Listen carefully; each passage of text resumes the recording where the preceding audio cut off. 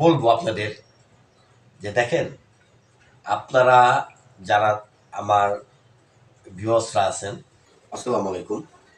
আশা করি multi blog remote চ্যানেলে যারা যারা দেখতেছেন সবাই ভালো আছেন।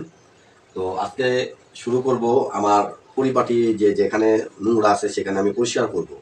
তো এক নাম্বার হচ্ছে আমি ঝাড়ু দিলাম, আর দুই নাম্বার হচ্ছে আপনার এই বালতি নিলাম। মানে আমি ঘরটা মুছবো, তারপরে ঘর ঝাড়ু দিব।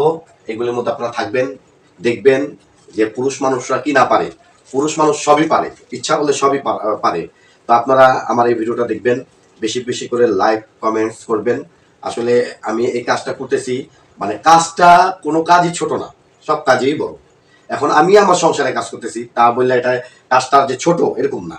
যেহেতু আমি এই কাজ করব, আপনারা অনেকে কমেন্টস করবেন যে কেন ঘরের বউ কি করে, ঘরের বউ কি করতে পারে না। হ্যাঁ পারে, তো সাথে সাথে আমি করলাম, সমস্যা কি, আমিও করি, কোনো সমস্যা নেই। তো আপনারা ভিডিওটা দেখতে থাকবেন। আগেও দিয়েছিলাম, এখন একটু দিয়ে পরিষ্কার করলাম, করার পর এখন আবার আসলাম আপনাদের মাঝে এই যে ঘর মোছাটা নিয়ে। এই ঘর না মুছলে আসলে জিনিসটা নালে নোংরা নোংরা থাকে। আর ঘর মোছাটা হচ্ছে আপনার পরিপূর্ণ হয়ে থাকলো আর কি, কাজটা পুরো ভালো হয়ে গেল, তাহলে আর ঘরের নোংরা থাকলো না, এই আর কি।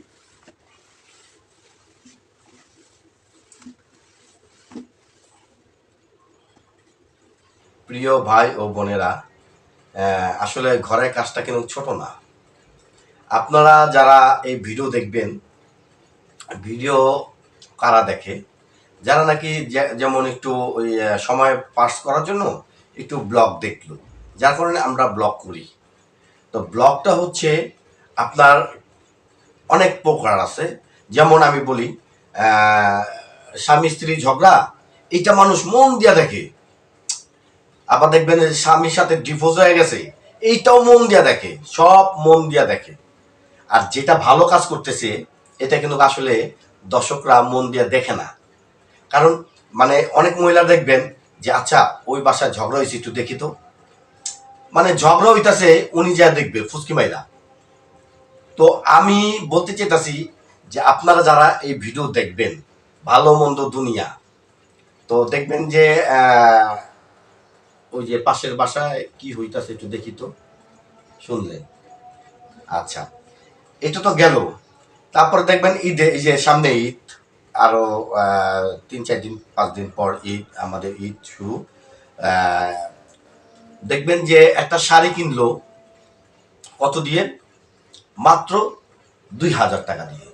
তো এই শাড়িটা ফেসবুক দিবে, ফেসবুকে আপলোড দিবে, লিখবে শাড়িটার দাম হইল 8,000 টাকা, কিনছে কিন্তু 2,000।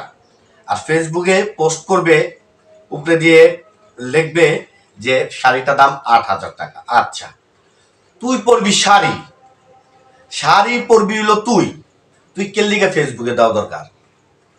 এটা কি ফেসবুকে দেওয়ার জিনিস? আর তুই কিনবি হইলো 2,000 টাকা দিয়া, আর ফেসবুকে লিখবি 8,000 টাকা, এটা লেখার কোনো যুক্তি হইল? এটা হলো আপনাদের মাঝে আমি বললাম। আবার দেখবেন ছেলেরা, ছোট ছোট যারা ছেলে মেয়ে যাদের আছে, মোবাইল দিয়ে দেন, মোবাইল দিয়ে মারা জলসা, স্টার জলসা দেখতে থাকে, ওই নাটক দেখতে থাকে। আর এদিক দিয়ে ইন্টারনেটের সাইডে অনেক জিনিসগুলি আছে যা নাকি বাচ্চারা ওখানে যায়। এটা আমি ভাইঙ্গা বলবো না, কারণ সাইবার এরকম একটা জিনিস। আপনারা মনে করেন ইন্টারনেট কোন সাইডে কোন কি আছে, এটা কিন্তু আসলে বাচ্চারা বোঝে না। যদি ওখানে চলে যায় তো বাচ্চারা কিন্তু নষ্ট হয়ে যাবে তাড়াতাড়ি। এদিকে কিন্তু আপনারা খেয়াল রাখবেন যে ছেলে মেয়ে যাদের আছে, ছোট ছোট বাচ্চারা, মোবাইল হাতে দিবেন না, মোবাইল খুব কম দিবেন, মোবাইল দিবেনই না। অনেক আবদার আছে, দেখবেন যে মেয়েরা ছেলেরা কান্দাকাটি করে, বাবা আমাকে কিনে দিতেই হবে, এটা কিনতেই হবে, এটা আমার দিতেই হবে। সাথে সাথে দিবেন না, সাথে সাথে দিবেন না, তাতে কি আপনার বাচ্চাটা শিখবে। আর যদি আপনি কান্না শুনে তাড়াতাড়ি কিনে দিলেন, তখন কি বাবা তো দেয়ই, আবারও চাই। তো আমার কথা এগুলি না, এগুলি বললাম, কথার মাঝে কথা এসে পড়লো দেখে আমি আপনাদের সামনে কথাগুলি তুলে ধরলাম। আমার কথা হইল যে দেখেন, আপনারা ভিডিও দেখেন, ভিডিও কোনগুলি দেখেন আপনারা জানেন? আপনারা দেখেন কোন স্বামীর সাথে স্ত্রীর সাথে ঝগড়া হইল, হুম, এটা দেখেন। আবার দেখতেছেন যে কোন পুরুষ কোন স্ত্রীর সাথে হইল, কি বলে, পরকীয়া করলো, এগুলি দেখেন। আচ্ছা, কোন স্বামীর সাথে কোন স্ত্রীর ঝগড়া হইলো, মারামারি হইলো, এগুলি দেখেন। এগুলি আসলে, আর আমরা যেগুলি মানে আমরা যারা ব্লগার আছি, যারা নাকি ব্লগ করি, তারা কিন্তু ভালো করার জিনিস, মানে ভালো ভিডিও করার চিন্তা ভাবনা করে, আমরাও করে থাকি। আমরা চাই না, যেমন অনেক জন আছে যে ভিডিও করে, ভিডিও করার মধ্যে অনেক জনের গীবত গায়, ওই যে অমুক ছেলেটা অমুক করলো, অমুক বউ এরকম করলো, এগুলি গীবত। আপনারা গীবত বেশি শুনেন, তো আমি চাইবো যে আপনারা গীবত শুনবেন না। গীবত হচ্ছে কি জানেন? ইসলামে স্পষ্টভাবে লেখা আছে, গীবত যে করে সে আপন ভাইয়ের মাংস খায়, মরা, মানে আপন ভাইয়ের মরা মাংস খায় গীবত যারা করে। এটা কিন্তু স্পষ্টভাবে হাদিসে আছে। আমরা ওদিকে যাব না, আমরা ভালো জিনিস দেখব, ভালো জিনিস বুঝবো, ভালো জিনিস শিখবো। আর আমি যদি না পারি, যারা দেখবেন তারা কমেন্টস করে বলবেন যে ভাই আপনার এটা হয় নাই, আপনি এইভাবে চলেন, ওইভাবে চলেন, আমি ওইভাবে চলার চেষ্টা করব। কিন্তু আপনারা যে ভিডিওগুলি দেখেন, আপনারা আসলে কি বলবো, মানে আপনারা তো ভালো মানুষ, আমি হইলো খারাপ মানুষ। হ্যাঁ, কারণ আমি আপনাদের সামনে যে ভিডিওগুলি করি, যে আমি আনন্দ পাইছি যে না, আমার ভিডিও আজান দিতেছে, আজানের পর নামাজ পড়ার শেষে আমি আবার আপনাদের সাথে আবার সাক্ষাৎ করব। আপনারা এই পর্যন্ত থাকেন আর ভিডিও দেখতে থাকেন। যাক, আবার চলে আসলাম নামাজের পর। যেটা বলতেছিলাম, দেখেন, এই যে এই সমস্ত আমাদের সমস্যা হচ্ছে খারাপ জিনিস আমরা বেশি দেখি, হ্যাঁ, ভালো জিনিসটারে খুব কম দেখি।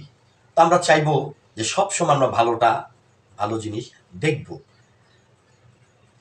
আমি এমন ভিডিও করছি, দেখেন, আমি একবার ইন্ডিয়ায় গেছিলাম। ইন্ডিয়াতে এমন একটা সুন্দর মসজিদ আছে, মসজিদটা আমি ভিডিও করছিলাম অনেক কষ্ট করে। তখন আমার মানে মোবাইল ছিল, ওই যে সিমেন্স। আমি গিয়েছিলাম আরো 10-12 বছর আগে।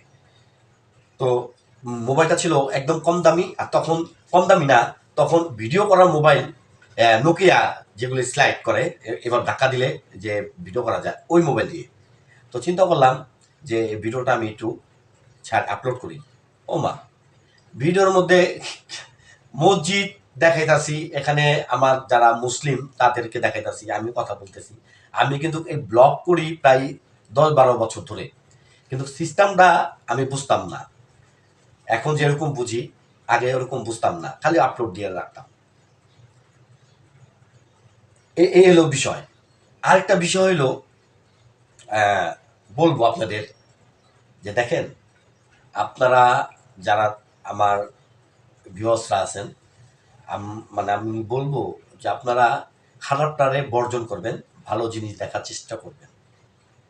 আমার ভিউজ যারা আছেন বা মাল্টি ব্লগ রিমুর যারা ভিউজ আছেন, মানে খারাপটা বর্জন করবেন, ভালোটা দেখবেন। কারণ আমরা তো আসলে, আমি আমার ওয়াইফ কারোর বদনাম নিয়ে থাকি না, কারোর বদনাম গাই না। যেটা ভালো সেটা বলি, যেটা খারাপ সেটা বলি। কিন্তু দেখা যায় একজন ভিডিও করলো যে কি বললো, অনেক আছে না যে বোন নামে বদনাম করে, পাড়া প্রতিবেশী নামে বদনাম করে। আমরা কিন্তু সেটা করি না। আমরা জাস্ট আমাদের মনের কথা আপনাদের মাঝে তুলে ধরি, বলি যে আমাদের এই সমস্যা, আমরা ভালো আছি, আমার বউ অসুস্থ, আমিও অসুস্থ, আমরা ভালো আছি, আমাদের ফ্যামিলির জন্য আপনারা দোয়া করবেন। আমরা জাস্ট এগুলি বলি। তো এগুলি তো আপনারা দেখেন, দেখেই তো আমাদের আনন্দ দেন, আমরা কমেন্টস করেন, ভালো ভালো উপদেশ দেন। আবার অনেক ব্যক্তিরা আছে যে কমেন্টসে খুব বাজেভাবে লেখে। আমি বলবো আপনাদের পায়ে হাত রেখে যে আপনারা বাজে কেউ কথা বলবেন না, মন চাবে না আপনারা লিখবেন না। হ্যাঁ, বাজে কেউ কমেন্টস করবেন না। ফাঁকা দাঁত, বুচা দাঁত, বুচা নাক, হ্যাঁ, কি বলে আরো অনেক কিছুই বলে, যাক আমি ওগুলি বলবো না। আমি বুইড়া, আমার বয়স হয়ে গেছে, আমার মাথা চুল পেকে গেছে। হ্যাঁ, আপনাদের কি বয়স হইব না? আপনাদের মাথা চুল পাকবে না? হ্যাঁ, সবারই বয়স হইব। বয়স কিন্তু কমার জিনিস না, বয়স খালি বাড়বই। তো এদিকে লক্ষ্য রাখবেন যে আপনারা যে সমস্ত কমেন্টস করেন এগুলি কিন্তু আরো মানুষগুলি দেখে, আপনাদের যাতে মন্দ না বলে সে কাজ করবেন না, যেটা ভালো সেটা করবেন। আচ্ছা, এগুলি তো গেল। তো আমি আরেকটা কথা বলবো যে আমার এই ভিডিও যারা দেখবেন দয়া কইরা পুরাটা দেখবেন, পুরাটা না দেখলে কিন্তু মজা পাবেন না, আর জিনিসটা বুঝবেনও না। আমার জন্মস্থান ঢাকা, আমি ছোট থেকে বড় হয়েছি ঢাকা, লেখাপড়া করছি ঢাকায়। আর আমি একটা থিয়েটার করি, পদাতিক নাট্য সংসদ টিএসসি ঢাকা বিশ্ববিদ্যালয়ে একটা থিয়েটার আছে, নাটকের থিয়েটার, ওইটার মধ্যে আমি কাজ করি, মিউজিকের কাজ। তো ওখান থেকে আমি এই যে আপনাদের সাথে যে কথা বলতেছি শুদ্ধ ভাষায়, আমি কোনো আর শুদ্ধ ভাষায় বলতে পারতাম না। হ্যাঁ, আইসা এই যে আপনাদের মাঝে কথা বলতে বলতে বলতে বলতে শুদ্ধ ভাষা আমার হয়ে গেছে। তো হয়ে গেছে যাই, ওইটা মানে কোনো ব্যাপার না। আপনারা তো বাংলা ভাষাটাই বুঝবেন, আমি তো বাংলা ভাষাই বলি। দুনিয়ার মধ্যে যে ভালোর জিনিস অভাব নাই, সরি আমি ভুল বলছি, দুনিয়ার মধ্যে হ্যাঁ খারাপ জিনিসের অভাব নাই। বহুত খারাপ জিনিস আছে, ভালো জিনিস কয়জন পায়? আপনারা এবং ভিউয়ার্সরা যারা এই ভিডিও দেখবেন ভালো জিনিস দেখার চেষ্টা করবেন। কে ঝগড়া করলো, কে মারামারি করলো, কার বউ কেঠা নিয়ে গেল, কার জামাই কেঠা নিয়ে গেল, এগুলি দেখবেন না। ব্লগ দেখবেন, ভালো জিনিস দেখবেন। আমরা কিন্তু এগুলি প্রশ্রয় দিই না। আমাদের স্বামী স্ত্রীকে নিয়ে কোন সময় ঝগড়া হয় নাই? আজকে বিয়ের 10-11 বছর হবে, আমার স্ত্রীর সাথে আমার সাথে কোনো সময় কথা কাটাকাটি হয় নাই, কোনো বিষয় নিয়েই না। তুমি এটা পারো নাই, ঠিক আছে বাবা পারি নাই। তোমার এটা হয় নাই, ঠিক আছে হয় নাই। তো ঝগড়া লাগবে কিসের জন্য? মিলের মধ্যে থাকতে হবে। যদি আপনারা মিল হয়ে থাকেন, স্বামী স্ত্রীরা যদি নিজের নিজে বুঝেন, তাহলে আমি মনে করবো যে সংসারে কোনো সময় ঝগড়া হবে না।